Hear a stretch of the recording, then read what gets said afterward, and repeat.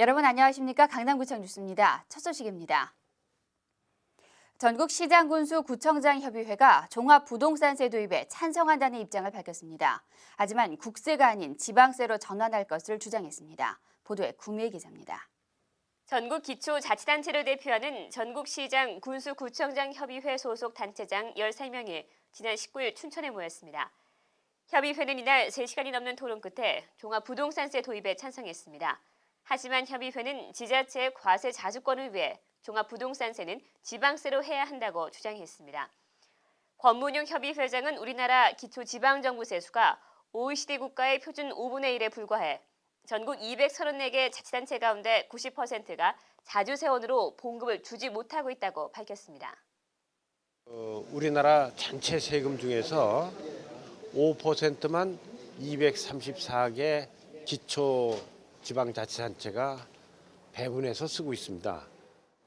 그런데 이 5%를 다시 국세로 가져가겠다고 그러니까 지방재정이 너무 어려워집니다.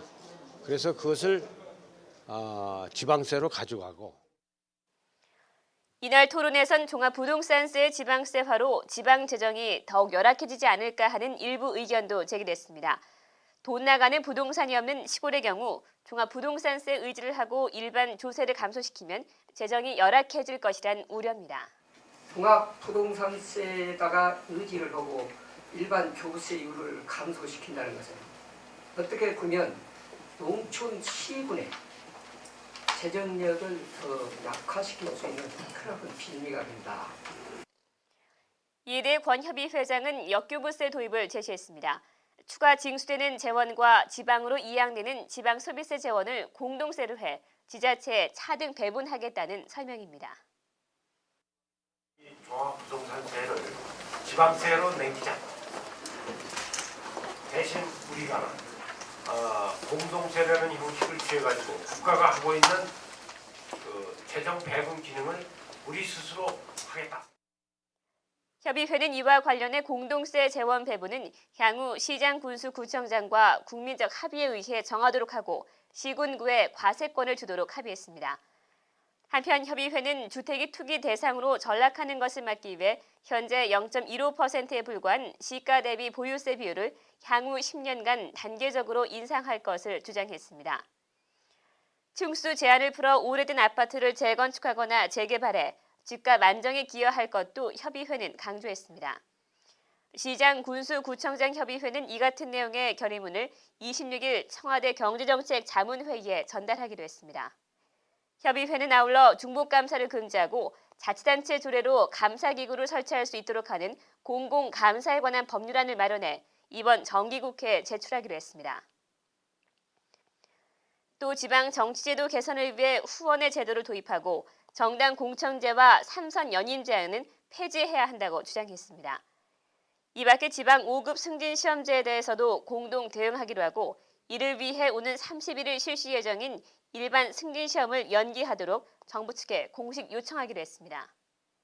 강남구청 뉴스 구미애입니다. 강남구는 지난 17일 시청 앞 서울광장에서 열린 2004 서울 재활용 축제에 참가했습니다. 서울시를 비롯한 25개 자치구 등이 주최한 이번 행사는 시민들에게 환경의 소중함을 일깨우고 재활용품의 생활화를 위해 마련됐습니다.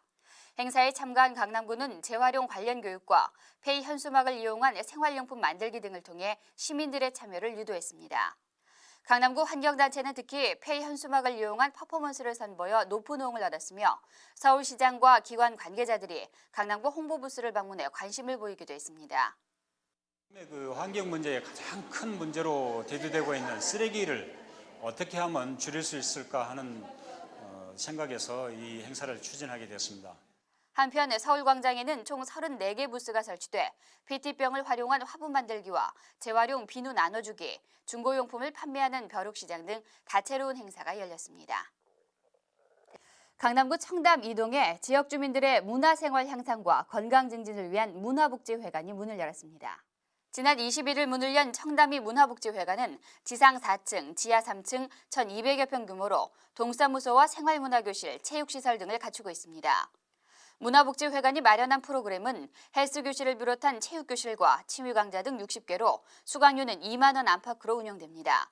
개관식에 참가한 권문용 강남구청장은 주민자치를 위한 노력하는 강남구가 되겠다며 지역 주민의 관심과 참여를 당부했습니다.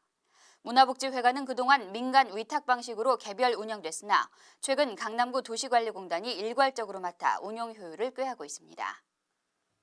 최근 개통한 지하철 구룡역에서 작은 음악회가 열렸습니다. 지난 18일 강남 심포니 오케스트라가 지역 주민과 함께 구룡역 개통을 축하하기 위해 연주회를 가졌습니다. 지역 주민 300여 명이 참석한 이번 연주회는 금관 오중주와 현악 오중주 등 다양한 연주와 어린이 합창단의 합창, 인근 수도공업고등학교 교사들이 주축이 된 아카펠라 팀의 공연 등이 이어졌습니다. 특히 권문용 강남구청장은 직접 호른을 연주해 주민들의 갈채를 받기도 했습니다. 지하철 분당선 구룡역은 지난 9월 24일 정식 개통돼 대포동 일대 주민들의 대중교통 이용에 기여하고 있습니다.